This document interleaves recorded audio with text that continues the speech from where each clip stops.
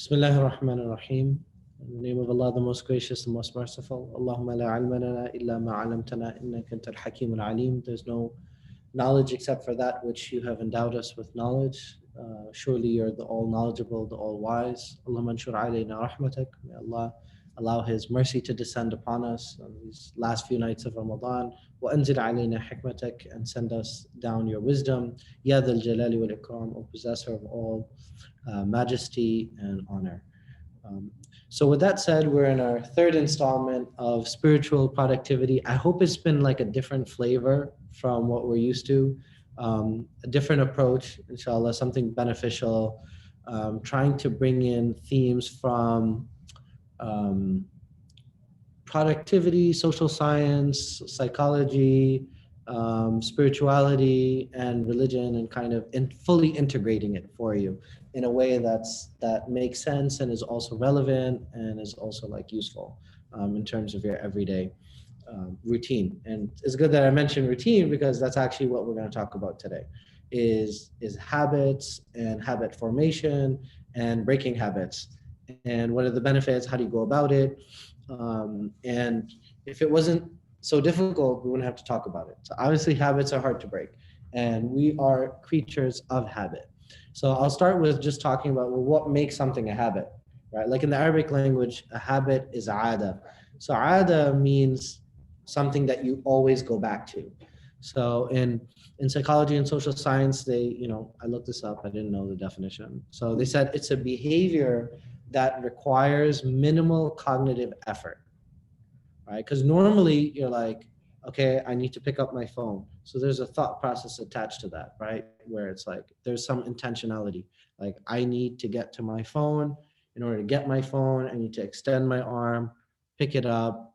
Okay, now I have my phone. So there's a cause effect. There's a link between, a cue or a requirement, and then there's the action itself. There's the behavior. But habits, there is no cognitive effort involved. There is no chain of like, okay, I need X, so therefore I need to do this. You wake up in the morning and it's like muscle memory. You get up and you go to the bathroom and you brush your teeth, right? Nobody needs to remind you that, like, oh, that's what you do. It's just like, that's just something that's ingrained. That's something that you've been doing forever.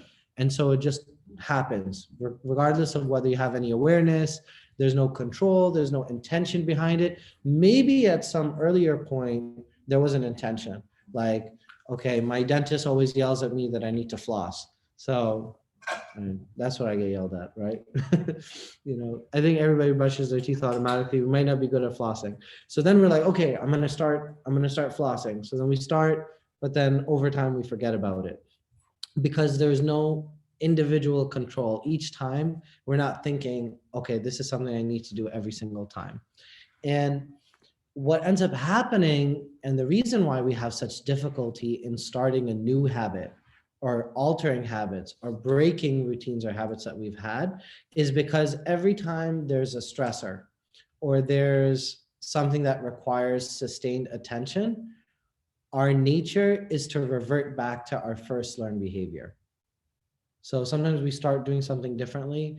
Like, people are like, what happens at the beginning of the year? People are like, oh, I have a New Year's resolution. I'm going to go to the gym every day. But like, you normally don't go to the gym at all. So then suddenly you're like, I'm going to go every single day. I'm going to have one cheat day. I'm going to go 6 days a week. Right. And then we start going, everything's going great until there's a new project or there's something that happens. And suddenly that takes our attention away. And then what do? We revert back to our learned behaviors. We go back to what's familiar and what we're used to doing it. And the reason is that the way our brains are programmed is that there's an attention bias. So we automatically devote our attention to the things that require less conscious attention. So if something's more established, if something's part of our routine, we automatically gravitate to those things rather than because we're like, I can't even think about this. I don't want to deal with this. I don't know if you guys have the same attitude. We're like, okay, I don't want to look at this, because like, oh, if I, it's funny, like when we have no emails to check, we're like really good with checking our emails. When we know that there are like a bunch of emails that require replies, we're like, "Ugh, I can't deal with my emails right now." Right? That's how I am. I'm like, I need to schedule a block of time so I can deal with these emails. But the irony is like, that there's a high priority email in there, but because you're not ready to tackle it, you're just like, you kick the can down the road, like, I'll deal with this later.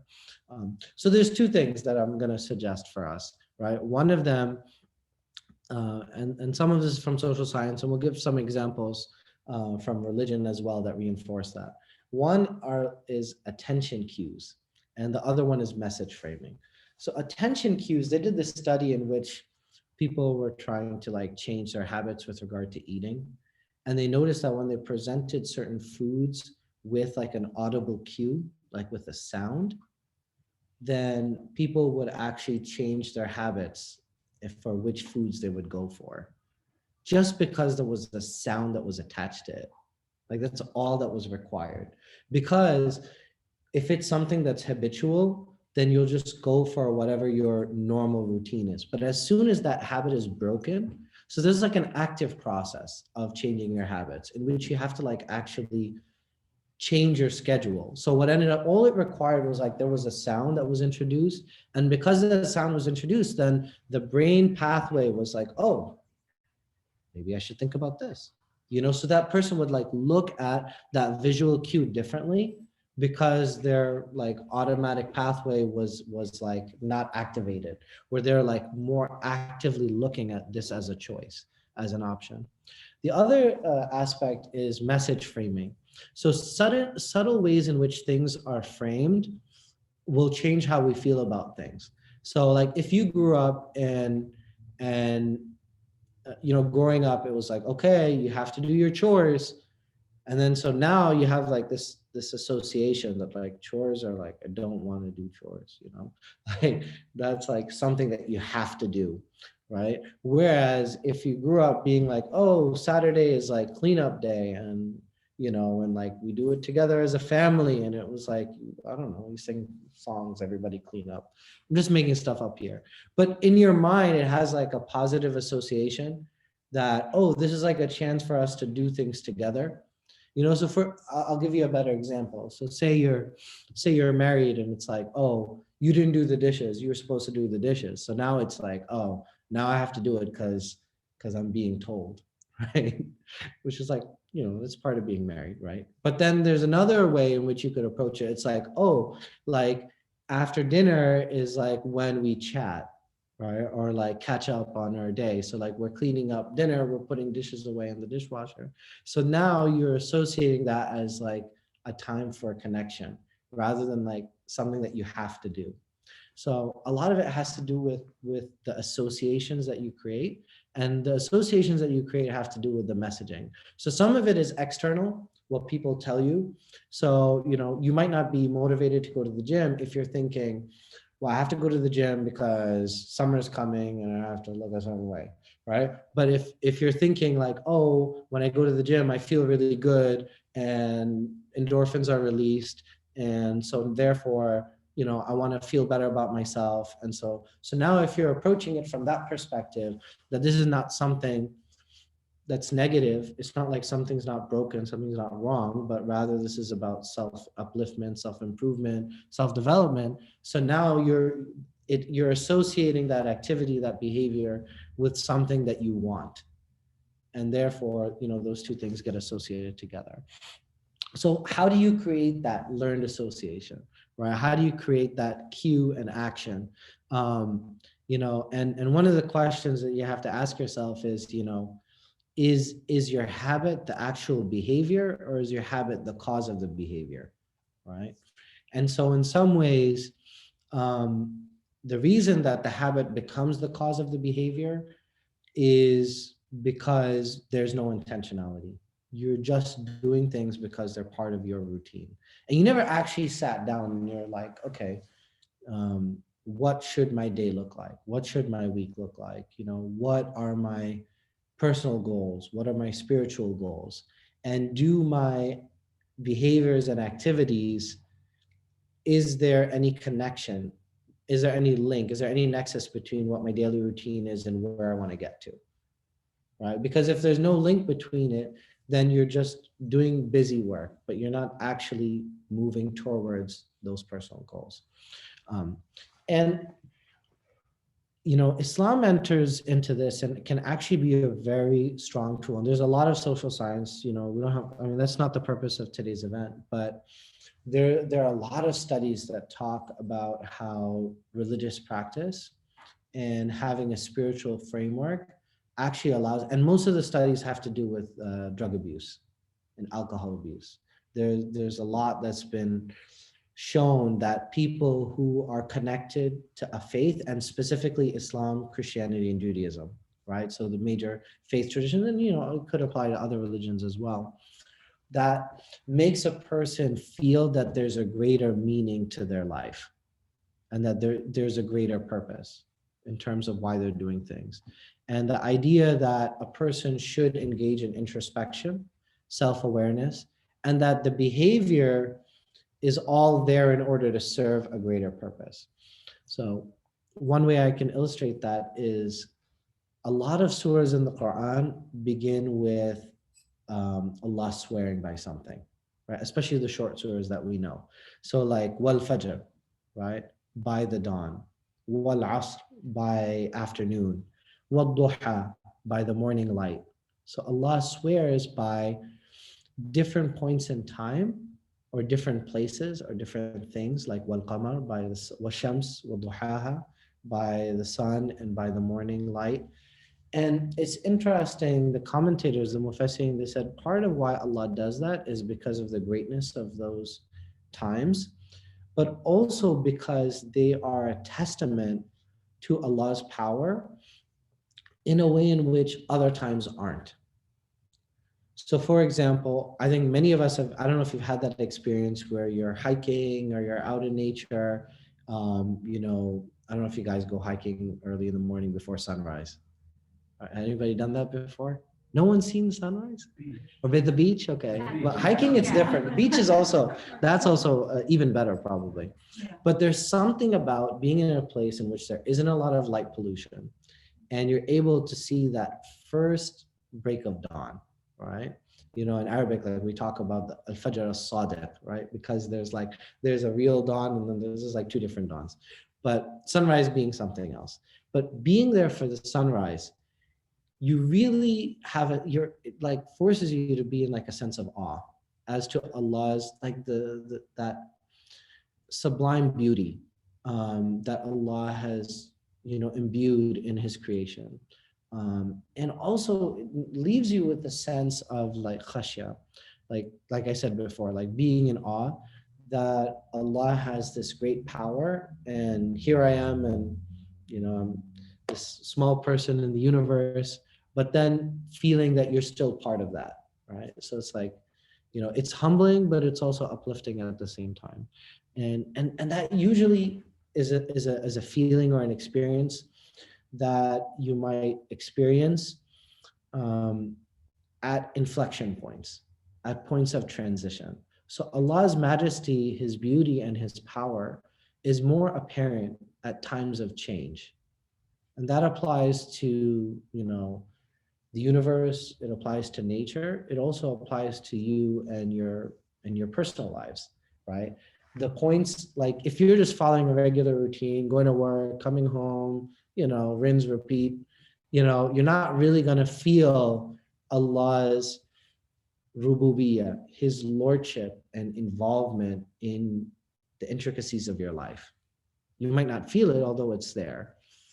But when you're in a point like you're going through a family member going through a chronic disease or illness, or you're going through a time in which you're making major life decisions and you're praying istikhara and hoping that you're making the right choice. I don't know if it's just me or all of you, but like you really feel connected to Allah in a way that you didn't in the other periods of life. And that has to do with change, because there's a certain inertia to life, and there's a certain inertia to things being static. And Allah, Allah's power and majesty is more apparent when there's a change in the course of action. So for example, Ibrahim was challenging Nimrud, right? He was the king at the time of Abraham. And, they went back and forth. He said, I give life, I take life. And, he took a prisoner, freed him, took another prisoner, sentenced him to death. And then Ibrahim came up with the challenge that my Lord, causes the sun to rise in the east and set in the west. So can you bring the sun from the west?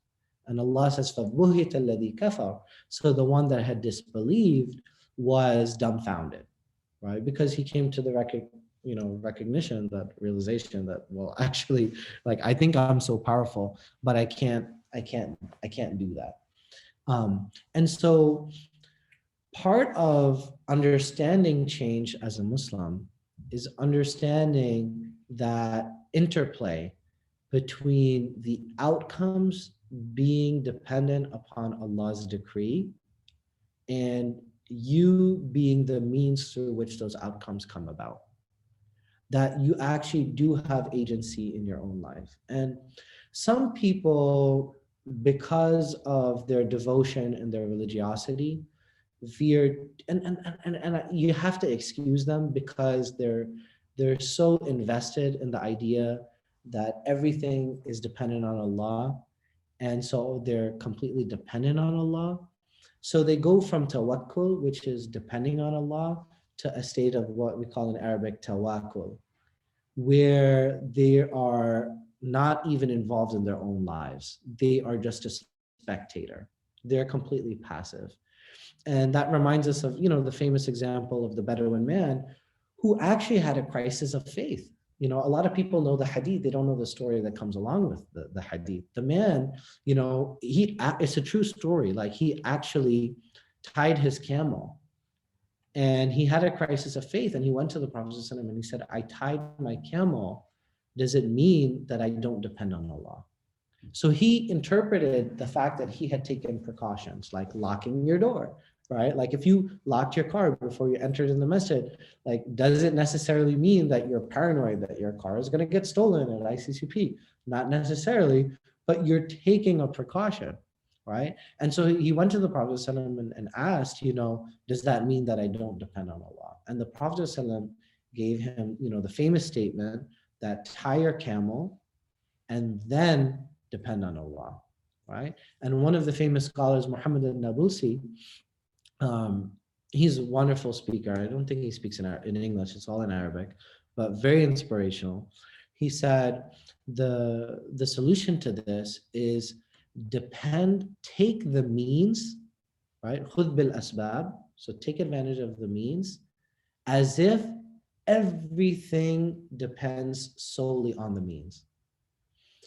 So for example, you're trying to get ahead in your career. And so it requires you to study and to take exams and to take internships. I mean, whatever it is that you need to get ahead in your, so you're 100% invested in your career choices as if the outcome only depends on that and nothing else. And then he says, then depend on Allah as if nothing else matters. So being able to shift where you've actually facilitated that outcome and then to move to the point where you're depending on Allah to allow that outcome to materialize, that's where a lot of us struggle. Because when some people fall in the category of just taking the means and they're like, well, if I get it, it's because I did everything right. And then you have other people who are like, well, I'm depending on Allah. And I'm like, don't blame Allah on your laziness. Right? It's like, why are you still unemployed? It's Allah's decree. No, my favorite is people who are like, why are you still single? And it's like, first off, they don't want to talk about it, right? So like when Allah, what you really want to say is like, do you have anybody? But instead we're like, oh, it's Allah's will. And it's like, okay, but like, it's Allah's will for you to go out and meet people, right? So it's like connecting, like we always blame things on Allah when things don't happen, but it's that interplay where like you have to do things to make that happen. And then also if things don't happen, then maybe that's actually a good thing. That could be a crisis being averted, or maybe that wasn't really a good career choice for you. Maybe you shouldn't have made that move. So like we become so fixated on a specific outcome that we think that our deprivation of that thing is something being withheld from us. That's why Ibn Ata'illah, he said, رُبَّ أَعْطَاكَ فَمَنَعَكَ. Sometimes Allah's giving to you is through his taking away, right? And so like you might experience a little bit of loss in your life. You might have a loved one who's taken away from you. But as a result of that, you actually become closer to your siblings or to your parents, and actually you invest more in the relationships of the people who are still with you. And so you actually, you're focused on what you lost, but you might be missing out on all of the things that you've gained. And so like that's just part of the human experience, that our loss is connected with our gain, and vice versa, right? In Arabic they say وَبِضِدِّهَا تَتَمَيَّزُ الْأَشْيَاء, that things are known to their opposite. So if we never experience sadness, we wouldn't know what happiness looks like, right? So you might have a relationship that like really sucks and completely fizzles out and doesn't work out. But now you know how a relationship isn't supposed to work, right? So like those life lessons you carry with you. And you might say like, I can't bear the sadness that I'm experiencing. I mentioned loss before, for example, and in that moment it might feel like that's the worst, that's your lowest point. But actually, having experienced that extreme sadness is actually going to make the periods of joy and happiness more profound, right? Like if we all lived in the tropics, we would, like, that would just be the weather. Like, why would you check the weather? Like, you already know what the weather is. That would just be like outside. But because we live in a place where there are four seasons, I'm coming from Connecticut, so winter is like half of the year, right? So you guys have a full four season here, you know. Not looking forward to all the bugs that you guys have over here. Still getting used to that. But actually, because you went through winter, now you're like, oh my God, it's a beautiful day. It's like in the 80s. People who live in San Diego don't comment on the weather because it's like in the 80s and sunny every day. So that's human nature. We don't appreciate things unless they're taken away from us. So going back to the original point, agency is so important for you actually to you understanding that you are in charge of your own life, that you are the one that makes decisions about your habits and your routines and your future and what's going to happen, not being like a victim or a spectator in your own life. Allah, alludes to this in many places in the Quran. Surah Al-Ra'd is the most famous, where Allah says, "Inna Allah la yughayyiru ma biqawmin hatta yughayyiru ma bi anfusihim." Allah does not change a condition of a people until they change their inner condition, until they change what is with them. So there's so many tafsirs. Does it mean that they change the condition themselves? Because Allah says, "Ma bi anfusihim," what is with them? Or does it mean something spiritual or some inner impediment that's preventing them from changing their condition? So the idea that, my approach, my thinking about this is that they're actually connected, which is that Allah changes things in your life through your actions. And I have personally, I've been Imam for like 8-9 years, far longer than a person should. Right? And so you deal with crazy stuff. I don't know what, maybe you guys don't have this in Potomac. I don't know what Imam Tarif was dealing with, but in Connecticut, I have like lots of good stories, people call the Imam to clean up all of their messes. And you get insight into how people think, and I've had scenarios very frequently where people will say, I pray to Allah to cure me and from this disease that I have cancer, I have whatever, and my du'as weren't answered, and then finally I sought treatment and I got better. And I just want to shake that person, and I'm like, hello, Allah answered your dua in the form of a doctor. like it's so obvious. And then when I say it, they're like, oh, like they actually never thought of it. Because when they think of their du'as being answered, they think of like, the clouds open, there's light that comes from the heaven, and like suddenly there's a sign. And like the sign is like, this is from Allah. I'm like, hello, every single thing, every leaf that falls down from a tree is from Allah, okay? Like every drop, Allah ya'alamu The dua of the Bedouin was, "Oh Allah, you know, mathaqil al-jibal, you know the exact weight of each mountain down to the gram. You know, qatar al-ashjar, you know how many waraq al-ashjar, how many leaves are on each tree. You know how many droplets of water are in the clouds and in the rain." So if Allah knows all of that, so like Allah knows everything that's going on in your life, right? So it's just a matter of you understanding that Allah sends you people and others and resources and opportunities and challenges, and everything is from Allah. And your inner strength is also from Allah. So like Allah sends you for you, right? That you are enough to handle whatever it is that life throws at you. So like that's also the form of your dua being answered. So sometimes we're like, oh Allah, I asked you to make it easy, you didn't make it easy. Okay, the way Allah made it easy was by sending you a difficulty that He knew you could handle, and by giving you the ability to harness that inner strength to tackle that challenge that you're encountering. I hope this is making sense. You know, like it's not an intervention that you got, but in fact you got a tool set. You know, so Allah didn't give you the fish, but you know, it's like, I know you've heard it 1,000 times, but you know, you realize how to fish and how to deal with it yourself. So understanding that you could change yourself. One beautiful example of this is when we think of the Prophet Sallallahu Alaihi Wasallam himself. Think about the Hijrah. What did the Prophet ﷺ encounter?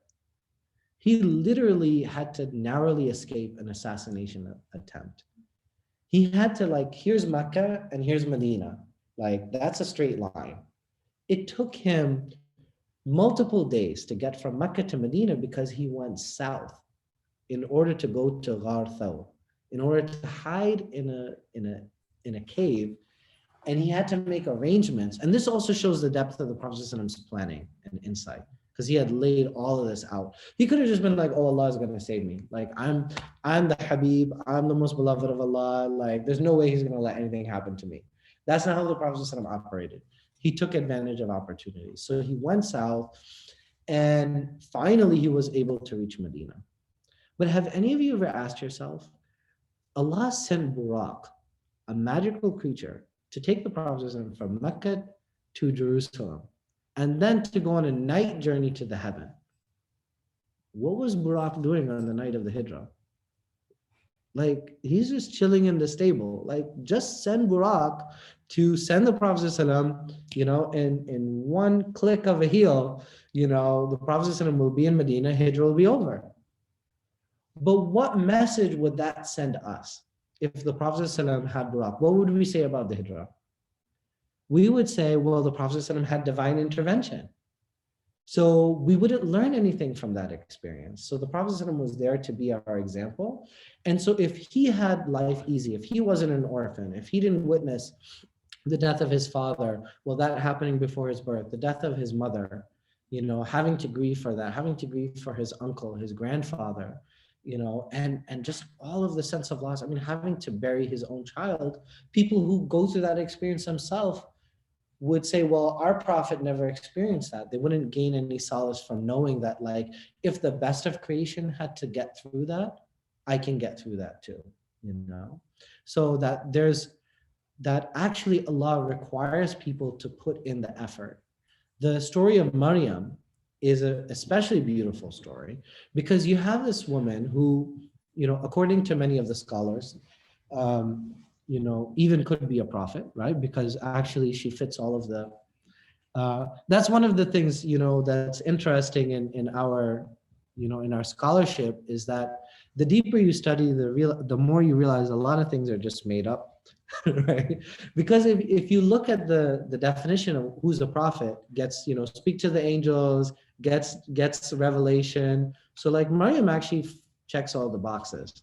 But, you know, most of the scholars don't say that she's a prophet, and that's just because she's a woman. But other than that, you know, so other scholars, they said actually Maryam very well could have been a prophet herself, but neither here nor there. What's amazing is that she's given this miracle in the form of the miraculous birth of Isa. She just delivers this baby. There's reason to believe that the delivery of Jesus was harder than a normal delivery, but I mean, I think delivery is already hard enough, so we don't need to wonder. And she's just delivered this baby. And then what ends up happening? Allah sends this angel to say, "Well, huzi ilayki bi jid'in nakhla." She just had this baby. She's in this exhaustion, and then Allah is saying, "You have to shake this tree."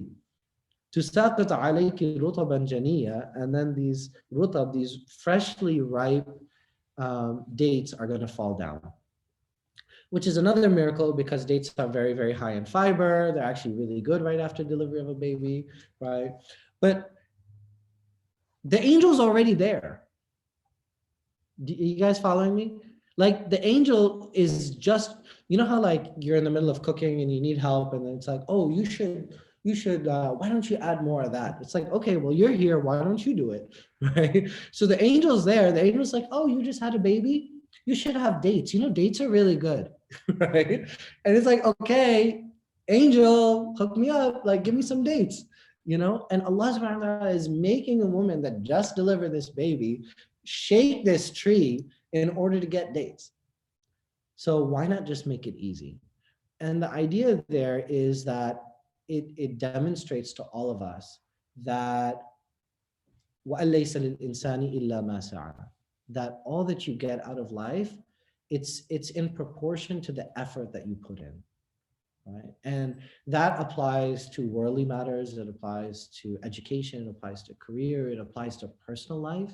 If you don't put a lot into your relationship, some people are super guarded. They don't want to put a lot. They don't want to put a lot on the line. They don't want their feelings to be at risk. But then that's what you're going to get. You know, garbage in, garbage out. You're not going to get much back in return because you haven't. I mean, it doesn't mean, you know, as Umar said, you know, that the believer is not a fool, right? So you shouldn't, the word that he uses, that the believer is not easily tricked, right? So you shouldn't be so naive, but at the same time, you shouldn't be so guarded that you aren't able to really, you know, put an effort. And so all of this illustrates that actually, if you put more effort into changing a habit, Allah is going to take care of the rest. So some people, they do istikhara, right? And they're like, part of istikhara, the most meaningful part of that dua that you say is fawwadtu amri ilallah, right? That I have sent my affair and my matter to Allah. It's called tafweed in Arabic, right? Where you have, you know, like, okay, I did my thing, I, you know, figured out what my decision is, and now I leave it to Allah, right? And that tafweed, like leaving it to Allah, you know, a lot of people wait for like a dream. I don't know if you've experienced it, like, especially if you're Desi, you probably grew up with that, right? India, Pakistan, there's like a dream, and the dream is like going to be super vivid. The person is going to show up in that dream and tell you like, this is the right thing you should do. So then you're going to have like complete peace of mind. You're never going to have to worry about your decision or have any doubt, you know? And like, I don't know, how many of you have experienced that? I will say personally, I have never had a dream that tells me exactly what to do in my life. And even if I did, I mean, how do I know that this is like a ru'ya, this is a vision, and not just like my own subconscious, like wishful thinking, right? Like this is like what I imagine my future is like, you know? So actually, that's not how life works. The way life works is that you have to engage in that agency and understand that I'm the captain of my own life. I'm making these decisions, and that Allah wants me to exert myself and put effort and be invested, and then understand that the ultimate outcome, and then let go. Now that you've taken charge, let go of the outcome and understand that, okay, I'm going to do whatever I need to do. Like, let's say, you know, I've been diagnosed with whatever, I'm going to pursue the course of treatment. I don't know how the treatment is going to go, and I'm leaving that to Allah. But I'm going to satisfy whatever it is on my end that I can do, and leave that rest. So what that requires is to shift from a point of calmness, right? Of passiveness. And you know, a lot of these have become buzzwords, you know, mindfulness, intentionality, you know, but I'm not using it in that context. the way I'm using it is to have a sense of purpose. Like I'm doing this because of this. And that's what those words are really all about. And understanding that without slowing, like if you're, we got some STEM people here, right? This is taking me back to high school, physics, right? You remember vectors, right? So they have a direction. They also have a magnitude, I think magnitude, right? So it's like moving a certain direction. What happens if you want the vector to move the other way? Right, but does it require more energy? Right, because it's already moving in one direction. Whereas if something is already still, it requires a smaller magnitude. So that's the thing. If you're moving in one direction, you have a certain habit. Like let's say, just for the sake of, let's say you're the kind of person who your weekend consists of going out and going to parties or going clubbing, I don't know, whatever. And now you're like, okay, I want to make a lifestyle change. I don't know anyone at the masjid, I don't know anyone at ICP, but I'm going to make a conscious effort. I'm going to make some friendships. I'm going to get away from people who are kind of like holding me down, keeping me back, and I'm going to make a choice.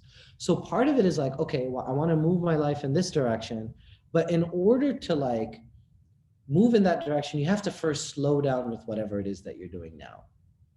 It's the same thing in the Shahada has two parts where we say La ilaha illallah.